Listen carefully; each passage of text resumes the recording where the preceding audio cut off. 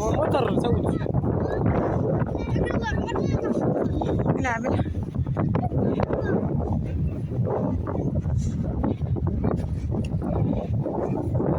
بس اللي ورانا بقى نمشي شوية كده.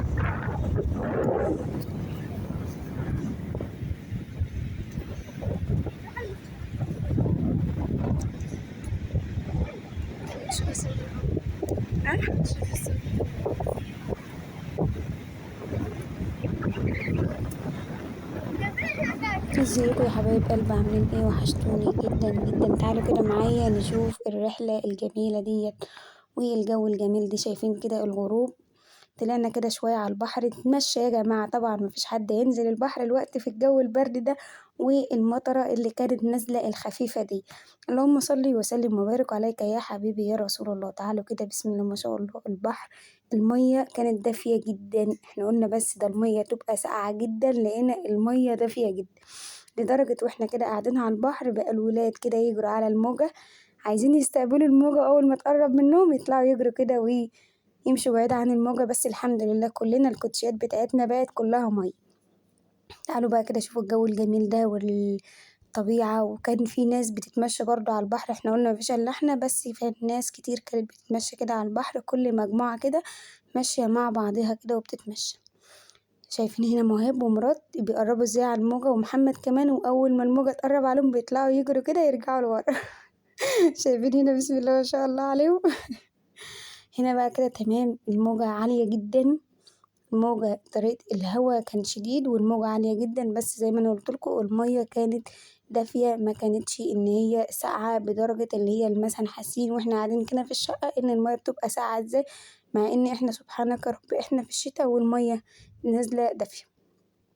هنا بقى قعدنا نتمشى كده شوية والولاد يلعبوا شوية كده على البحر، والآخر أخدنا بعض كده ورجعنا تاني. بس بعد ما الولاد قعدولهم كده يجي ساعتين كده على البحر ويلعبوا ويشوحوا طوب في قلب المية كده ويكتبوا أسماء ويرسموا وحاجات لسه هتشوفوها كده معايا واحنا قاعدين على البحر. ووريتكم كمان الغروب والجو جميل جدا مع ان في هوا زي ما انا قلتلكم. وشوفوا مراد واقف ازاي، برنس واقف كده مش همه اي حاجة ولا همه ان الموجة بتيجي عليه ولا حاجة. تعالوا بقى نشوف هنا مهاب كان عمال يكتب اسماء كده وعمال يكتب شوش ويكتب هوبة ويكتب بابا، وكل ما شاء الله عمال يكتب كده على الايه موجة البحر. وكل ما يجي يكتب الموجة بتيجي تجري كده وتروح جاية واخدة المية الاسم معاه. هنا بقى قلت اما اكتب اسم شوشو، انا كنت عايزة اكتب يوميات شوشو ام مهاب وما لحقتش طبعا عشان الموجة كانت بتجري كده ورانا وبتلحق تبلنا واحنا خايفين ان احنا نتبل وكده. بس الحمد لله زي ما انا قلتلكوا كلنا كوتشياتنا بقت مية من الموجة بتاعة البحر. هنا انا كتبت اسم شوشو كده، وابو مهاب قال لي خدي صورة كده حلوة وانتي جنب الاسم، فاخدت صورة. وطبعا برضو مراد شغال متواصل كده، هو مصمم ان هو يبل هدومه ويبل الكوتشي بتاعه، وكان مصمم ان هو ينزل جوه في المية. كل ما المية بتيجي كده بيجري زي ما انتوا شايفين. تعالوا بقى شوفوا مراد بيكتب ايه، وشوفوا الموجة ايه جت علينا انا ومراد ازاي، والحمد لله اتبلينا برضه يا ولاد. تعالوا بقى كده هنشوف مراد. شايفين هنا مراد كتب اسمه كده وحطه في قلب، وبعد كده كتب الأسماء بتاعتنا كلها وحطها في دايرة. واخدين بالكم؟ هو أهم حاجة حط اسمه في قلب. كتب هنا مراد إبراهيم، وهياخد برضو كده عليه دايرة، وقعدوا يشكلوا كده كل واحد من الولاد كان بيعمل حاجة وعمالين يلعبوا كده وهم مبسوطين وفرحانين. وهنا برضو كتب شوشو وحطها برضو جوه دايرة كده. ربنا يبارك فيهم يا رب ولادي يا رب، ويفرحهم دايما كده واشوفهم دايما مبسوطين وسعداء كده يا رب، اللهم امين، هو واولادكم اجمعين. وكمان كتب محمد ومهاب، وهيكتب كمان معانا. شوفوا هيكتب اسماء مين كمان. كتب معايا اسم عمر ابن عمته، وكمان حنين بنت عمته. وحطينا كلنا كده في دواير كده جميلة. وأقول لكم أنا عايز أمشي وأرجع تاني أما أجي المصيف ألاقي الأسماء ديت موجودة، وقبل ما ندور دارنا كانت الموجة مسح الأسماء اللي هو كتبها دي. تعالوا بقى يلا عشان خلاص المغرب بدأ يأذن، وقلنا للولاد يلا بقى عشان ما نتأخرش كده على البحر. وخلاص الجو خلاص بدأ ان هو يضلم علينا، قلنا لهم يلا هنرجع. وكان شايفين لسه دي ناس جاية، يعني احنا خارجين وهم الناس ديت لسه جايين يتمشوا كده على البحر. اخدنا بعضنا بقى والولاد خلاص كانوا خلاص اتبلوا مية، وقلنا لهم يلا بقى علشان نمشي علشان ما عادش ينفع كده. فهم ماشيين بقى كده. انتوا هتشوفوا شايفين محمد مبلول كمية مية جامدة، خلاص، لإن كان خلاص وصل إن هو المَيّة في البحر وصلت لنُص وسطه كده، علشان هو كان حابب إن هو ينزل يلعب في المَيّة شوية لدرجة المَيّة باقول لكم ما كانتش ساقعة. عزكم الله.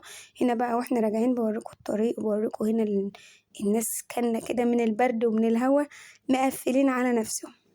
ديّة طبعًا المساكن الجديدة، وهنا ديّة المساكن طبعًا اللي هي الأساسيات وكده.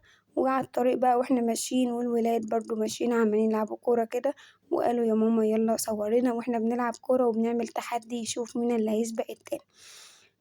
هنا طبعًا شايفين المنظر ده مهاب وعمر بيلعبوا برضه مع بعض كده بيشوفوا مين اللي يقدر يشيل التاني، وشايفين مهاب كمان بَل نفسه مَيّة من مَيّة البحر. هنروّح بقى وتعالوا نروّح كده والولاد ياخدوا دُش ويغسلوا ونرجع نروح نجيب لهم حاجة حلوة كده بالليل نتسلى فيها وإحنا قاعدين. يالّا يا حلوين عشان هنشوف إحنا رُحنا نجيب الحاجة الحلوة ديّة منين وعملنا إيه. طبعًا يبقى إحنا في راس البر كده أو في جمصة أو في أي مكان بتصيفوا لازم الحلويات قبل ما نوصل وكده. تعالوا بقى هنا الولاد برضه مستمرين كده في اللعب وما شاء الله الكوتشات بتاعتهم كانت كلها رمل. خلاص كده هنوصل بالسلامة، خلاص كده قربنا على الوصول. تعالوا بقى عشان بعد ما الولاد خلاص خلصوا كده، وبعد كده ناخد أبو مهاب وننزل نجيب شوية حاجات بسم الله ما شاء الله المحل ده حاجاته جميلة جدًا، جدًا، جدًا. فيها ما تتخيليه. الحلويات ديّة مشكلة من بسبوسة لكنافة عزازية لملبن، بُصّي جلاش، كل ما تتخيليه موجود هنا، حتى الحلاوة اللي هي الناشفة وكده موجودة هنا. أم مهاب جاب لنا كده 2 كيلو لزوم القعدة ولزوم السهرة كده، وحبينا إن إحنا إيه ما نزلناش بقى في اليوم ده، وإن شاء الله تاني يوم هننزل وهاوريكم الرحلة الجميلة اللي إحنا عملناها للولاد وكده. كله بقى يصلي على النبي وما ينساش اللايكات والاشتراكات عشان يوصل لكم مني كل جديد. يا حبايب قلبي اللي مشرفيني من جوه مصر ومن خارج مصر شرفتوني ونورتوني. وكمان الجلاش وصواني الحلويات والحاجات الجميلة والتحفة. تعالوا بقى شوفوا الاسم بتاع المحل كده علشان طبعا وانتوا رايحين أو جايين اللي حابب يدخل المحل ده يجيب منه. هنا طبق الحلويات ده بسم الله ما شاء الله جميل جدًا، والحلاوة بتاعتهم يا ولاد جميلة جدًا، جدًا، جدًا يعني والله بجد عن طعم يعني أنا جبنا منها ودقتها وكده. وبإذن الله تكرارًا وعودًا بإذن الله لمّا أروح تاني هناك لازم أعدّي وأجيب من المحل ده حلويات معايا.